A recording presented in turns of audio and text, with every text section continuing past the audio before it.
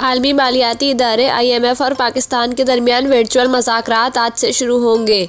ज़राए के मुताबिक पाकिस्तान और IMF के दरमियान वर्चुअल मुज़ाकरात का अमली तौर पर आज पहला दिन है, जिसमें पाकिस्तान गैस, बिजली की कीमत और मिनी बजट समेत तमाम किए गए पेशगी इक़दामात से IMF को आगाह करेगा, जबकि FBR और SRO से मुताल्लिक भी IMF को आगाह किया जाएगा। हुकाम का कहना है कि जो इक़दामात किए गए हैं वो तमाम दस्तावेज़ात IMF से शेयर की जा रही हैं और पेशगी इक़दामात के बाद बाकायदा स्टाफ लेवल मुआहदे पर बात होगी। वाज़ेह रहे कि हुकूमत ने IMF प्रोग्राम की बहाली के लिए मिनी बजट लाने का फैसला किया है, जिसमें 170 अरब के नए टैक्सेस लगाए जाएंगे। IMF एग्जीक्यूटिव बोर्ड की मंजूरी से पाकिस्तान को 1 अरब 20 करोड़ डॉलर की किस्त जारी करेगा।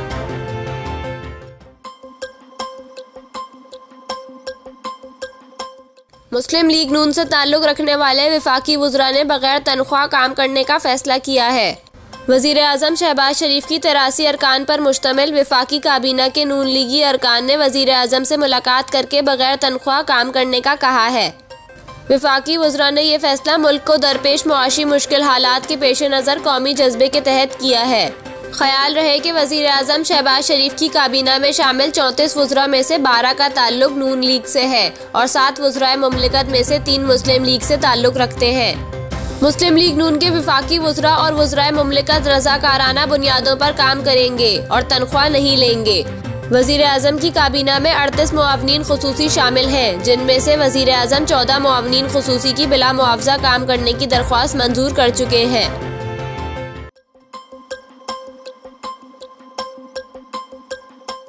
पाकिस्तान के साबिक ऑलराउंडर अब्दुल रज़ाक ने एतराफ़ किया है कि इन्हें माजी में अपनी टीचर से मोहब्बत हुई थी। साबिक क्रिकेटर ने कहा कि मैं 6ठी जमात में था जब मुझे टीचर्स पसंद थीं।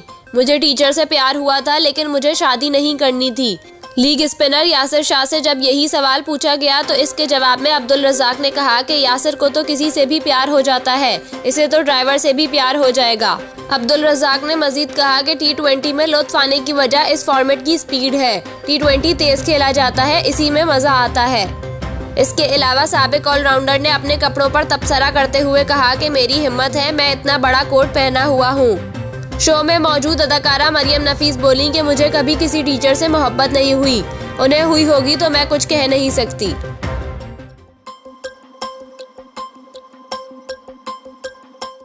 कराची में डेयरी फार्मर्स एसोसिएशन ने एक बार फिर दूध की कीमतें बढ़ाने का ऐलान कर दिया। डेयरी फार्मर्स एसोसिएशन ने शहर में दूध की कीमत 20 रुपए फी किलो बढ़ाने का ऐलान किया है। डेयरी फार्मर्स के ऐलान के बावजूद कमिश्नर कराची खामोश हैं और इनकी जानिब से कोई रद्द अमल सामने नहीं आया। ज़राए के मुताबिक डेयरी फार्मर्स ने 20 रुपए के इजाफे का ऐलान किया है, ताहम इनका मंसूबा है कि इंतजामिया से मुज़ाकरात के बाद 10 रुपए का इजाफा कर दिया जाएगा। दूसरी जानिब सार्फिन का ये भी शिकवा है कि दूध फरोश किलो की कीमत लेकर सेर के हिसाब से कम दूध देते हैं। इस हवाले से सूबाई महकमा औज़न व पैमाइश दूध के तोल को पूरा यकीनी बनाने में नाकाम है।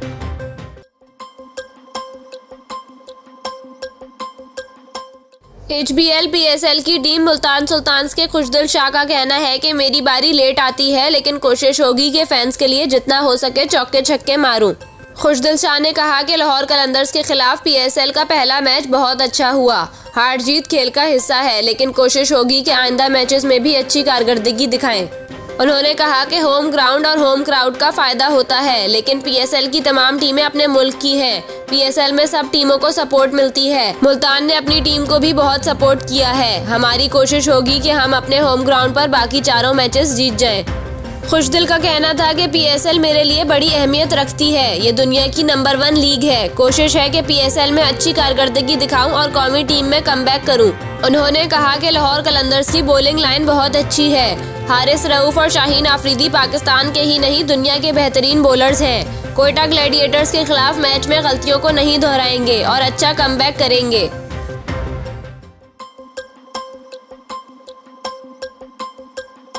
इलेक्शन कमीशन ने पार्टी सरबराही से हटाने के केस में इमरान खान को जवाब जमा कराने की हिदायत कर दी। इलेक्शन कमीशन में इमरान खान को पार्टी सरबराही से हटाने के केस की समाअत हुई, जिस सिलसिले में चेयरमैन PTI के वकील बैरिस्टर गौहर कमीशन में पेश हुए। इमरान खान के वकील ने कहा कि दरख्वास्त गुजार अफाक अहमद तो पेश ही नहीं हो रहा, अदम पैरवी पर इमरान खान के खिलाफ दरख्वास्त खारिज की जाए। इस पर इलेक्शन कमीशन के मेंबर केपी इकरामुल्लाह ने कहा कि आप अपने दलाइल दें, फिर इस मामले को देखेंगे। इमरान खान के वकील ने कहा कि लाहौर हाईकोर्ट इलेक्शन कमीशन को इमरान खान के खिलाफ कार्रवाई से रोक चुकी है और अदालत ने मामला फिल बेंच को भिजवा दिया है। इस पर इकरामुल्लाह ने कहा कि हुक्म इम्तना तो नाअहली के डिक्लेरेशन देने की हद तक लग रहा है। लाहौर हाईकोर्ट में जो दरख्वास्त दायर की थी, इसकी कॉपी फराहम करे। मेंबर इलेक्शन कमीशन केपी ने कहा कि दरख्वास्त आती है तो आप लोग हाईकोर्ट पहुंच जाते हैं। स्टे ऑर्डर के बाद हमारा काम सिर्फ आना, बैठना और जाना रह गया है। इलेक्शन कमीशन सोमोटो लेता है, ना ऐसा कोई इख्तियार है। दरख्वास्त गुजार को भी नोटिस कर रहे हैं कि वो दिलचस्पी रखता है या नहीं।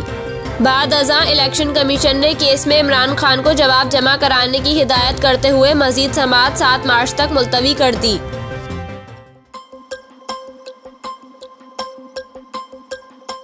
बैनुल अक़वामी मालियाती फंड IMF की शराइत पर अमल दरामद के लिए 170 अरब रुपए का मिनी बजट आज कौमी असम्बली में पेश होगा, जिसके बायस महंगाई का नया तूफान आने का खदशा है। ज़राए के मुताबिक हुकूमत ने सेल्स टैक्स की शरह 17 से बढ़ाकर 18% करने का फैसला किया है। सेल्स टैक्स की शरह 1% बढ़ने से 50 अरब रुपए से ज़ायद का इजाफी बोझ अवाम पर आ सकता है। ज़राए का कहना है कि पुरतईश अशिया पर ड्यूटी की शरह 25% तक पहुँचाने की हुकूमती तैयारी मुकम्मल कर ली गई है। मिनी बजट में लग्जरी आइटम्स पर टैक्स लगाकर 60 से 70 अरब रुपए की आमदन का इम्कान है। हुकूमत ने सिगरेट पर एक्साइज ड्यूटी का फौरी निफाज करते हुए नोटिफिकेशन भी जारी कर दिया है। ज़राए के मुताबिक सिगरेट पर ज्यादा टैक्स के बायस गैर कानूनी तिजारत से कौमी खजाने को सालाना 100 अरब रुपए का नुकसान हो रहा है। मिनी बजट के लिए हुकूमत ने सैकड़ों पुरतईश अशिया पर 25% GST लगाने की भी मंजूरी दे दी है। पुरतईश अशिया पर 25% GST का इतलाक आज के ज़मनी फाइनेंस बिल में किया जाएगा। FBR ने इन तमाम दरामदी लग्जरी अशिया पर GST की शरह बढ़ा दी है। इन दरामदी लग्जरी अशिया पर वजारत तिजारत ने कुछ अरसे कबल पाबंदी लगाई थी। ज़राए ने बताया है कि हुकूमत की जानिब से मुकामी सतह पर तैयार कुछ पुरतईश चीज़ों पर भी GST बढ़ाने की तजवीज़ है। IMF की मज़ाहमत के बायस हुकूमत ने फील्ड लेवी का नफाज मुलतवी कर दिया है।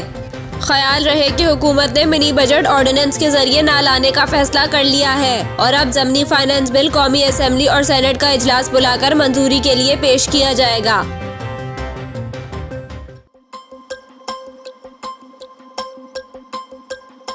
वफाकी वजीर दाखिला राना सनाउल्लाह का कहना है कि 2 सूबाई असम्बलियों के इलेक्शन हुए और विफाक में निगरान सेटअप ना हुआ तो इलेक्शन मुतनाज़े हो सकते हैं।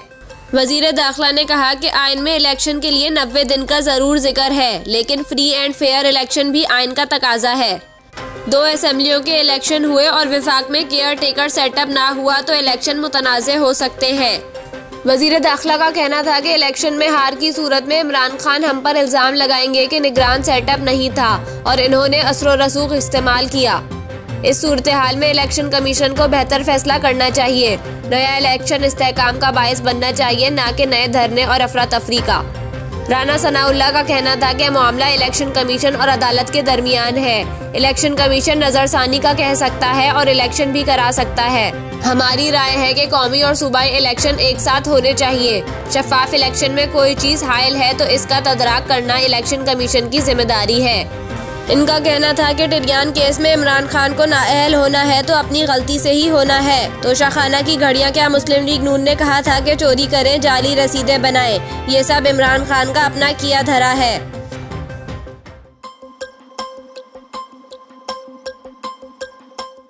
स्टील टाउन पुलिस ने सोमार गोट में मुकाबले में 4 जख्मी डाकुओं समेत 5 मुल्जिमान को गिरफ्तार कर लिया, जिनके कब्जे से असलहा और लूटे गए 15 लाख रुपए बरामद हुए हैं। SSP मलीर इरफान बहादुर के मुताबिक गिरफ्तार मुल्जिमान के कब्जे से 5 पिस्तौल और लूटी हुई रकम बरामद हुई। मुकाबले में जख्मी हालत में गिरफ्तार डकैत गैंग ने 6 फरवरी को गुलशन हदीद से वारदात में 47 लाख रुपए लूटे थे। पुलिस के मुताबिक मुकाबले में जख्मी होने वाले डकैतों में मोहम्मद सजावुल, अमीर खान, मोहम्मद शाहिद, मोहम्मद साबिर, गुलाम मोहम्मद शामिल हैं, जबकि गिरफ्तार डकैतों के 2 साथी शोएब और मुईन मौके से फरार हो गए। SSP के मुताबिक मुल्जिमान ने दौरान तफ्तीश शाह लतीफ टाउन, बल्दिया टाउन, सईदाबाद, औरंगी टाउन और कराची के दीगर इलाकों में वारदातें करने का एतराफ़ किया है।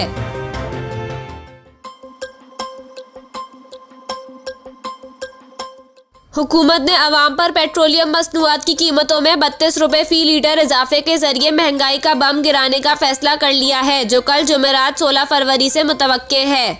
डीजल पर पेट्रोलियम लेवी में भी 10 रुपए फी लीटर इजाफा किया जा रहा है। इस तरह ये मजमूई इजाफा 50 रुपए फी लीटर हो जाएगा।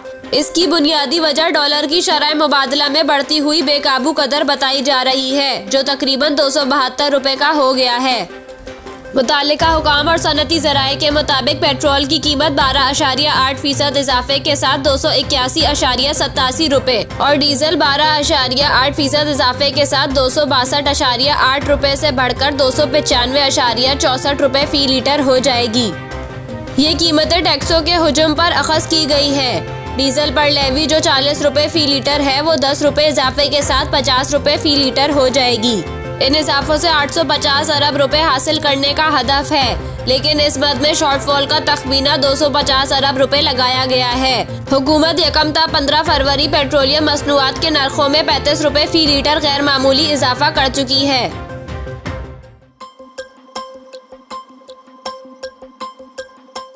पाकिस्तान तहरीक-ए-इंसाफ PTI के रहनुमा फवाद चौधरी का कहना है कि इंतखाबात के इनेकाद में ताखीरी हरबे अपनाने पर इलेक्शन कमीशन पर आर्टिकल 6 लगना चाहिए।